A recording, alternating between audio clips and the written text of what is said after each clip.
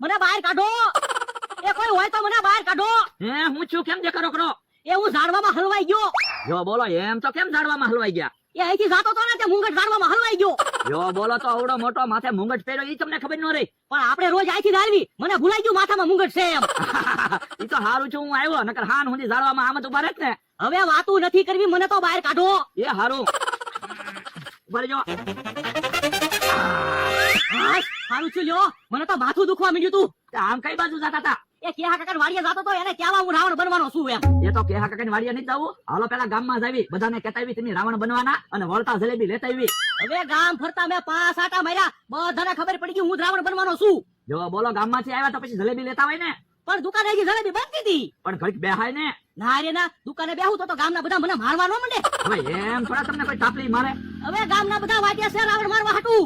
હે તો હમણાં ગામમાં ન જવાય. હો હાલો તો કેહા કાકાની વાડીએ જતા આવી. તો હું આવો કેહા કાકાને ને અમથાને ને જમરૂ કાકાને બધાને કહી આવી હું રાવણ બનવાનો છું. હાલો હાલો પછી નિરાંતે ગામમાંથી જલેબી લઈ આવી.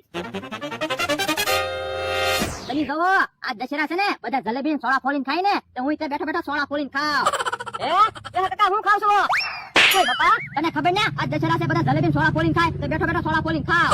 યો બોલો હું તો દર વખતે દશેરામાં એકલી જલેબી જ ખાતો. મને તો આજ ખબર પડી સોડા ફોલીને ખાવાના હોય એટલે તો હું સોડા વિની લાવ્યો. લે લે તું સોડા ફોલીને ખા, પછી તું જલેબી મંગાય, આપણે બે જલેબી ખાવું. એ હારું. હે ઓલું કોણ આવે? બકુલ ને મમરો છે.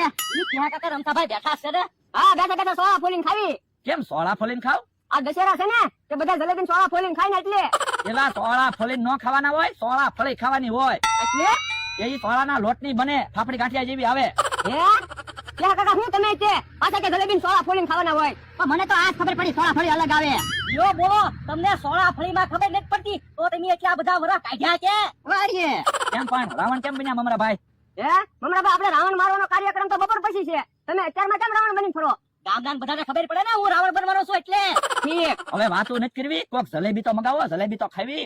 આમ થા તું જલેબી મંગાય અને તમે સોડા ફળી મંગાવો. બકુલભાઈ આપો પૈસા. તમે પૈસા આપો ને. પણ તમે જોવો તો ખરા મારા હાથમાં તલવાર છે અને પાકીટ દુકાને પડ્યું. એ હારું.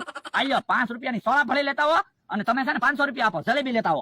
યો બોલો તમારે 5 રૂપિયાની સોડા ફળી મંગાવવાની અને મારે 500 રૂપિયાની જલેબી મંગાવવાની. પણ આ જલેબી જ વધારે ખાવાની હોય. આ તો બહુ ગળ્યું લાગે ને, તારે સોળા ફળી થોડીક ખાવાની હોય. એ હારું. યો જલેબી આવી ગઈ. જો બોલો જલેબી તો અહીંયા આવી. એટલે હું ભાવ છે જલેબી નો? એ હું જલેબી વેચતો ના, જલેબી વેચવા આવ્યો. એટલે એ ભોળા દાદાએ મને તમને જલેબી આપવા મોકલ્યો. યો બોલો ભોળા દાદા કોઈ દી અમને સારી જ પાતા અને આજ કેમ જલેબી વેચવાનું કીધું? એ મેં એને એમ કીધું, મેં કીધું જલેબી ખાવા મગાવો તો કે આજ પર જલેબી વેચવી છે. સારું કર્યું લે, એટલી જલેબી તો અમારે થઈ રહે કામ અમને ભાઈ. તો હું હારું તું વેરો આવ્યો નકર અમે તો હમણાં ગામમાંથી જલેબી મગાવવાના હતા. તો હવે ભોળા દાદાને કોઈ દિવસ કંજૂસ ન કહેતા હો. હવે થોડું ભોળા દાદાને કંજૂસ કહેવાય કામ અમને ભાઈ. તો હવે તો અમે ગામમાં બધાને કહેવું અમને ભોળા દાદાએ જલેબી ખવડાવી. એ હારું તો લાવો થોડીક જલેબી હું ખાતો ખાતો વયો જાઉં, કાટવા આપી ગયો. ભાઈ તમારો તો 5 રૂપિયા બચી ગયા. હું મારે તો 5 રૂપિયા બચ્યા, અમથાભાઈ ને 500 રૂપિયા બચી ગયા ને. એ હવે વાતું નથી કરવી, હાલો ખાટલે બેઠા બેઠા જલેબી ખાવી. હાલો મારો માણા ગયો છે જલેબી વેચવા. બધી જલેબી વેચાઈ જાય તો હારું. યા ભોળા દાદા જલેબી વેચીને વહી આવ્યો. હે હું કીધું? એ જલેબી બધાને વેચીને વહી આવ્યો એમ. અલ્યા જલેબી વેચવાની નહોતી, વેચવાની હતી. એવું તમે નહોતું કીધું હો. તમે એમ કીધું તો જલેબી આજ વેચવી છે. કેવો માણસ છે, કાંઈક હરખું સમજીને તો જાતો હોય. તો પણ તમે હરખું કહેતા હોય તો તમારે મને એમ કહેવાય કે આજ તો જલેબી વેચીને પૈસા કમાવા છે.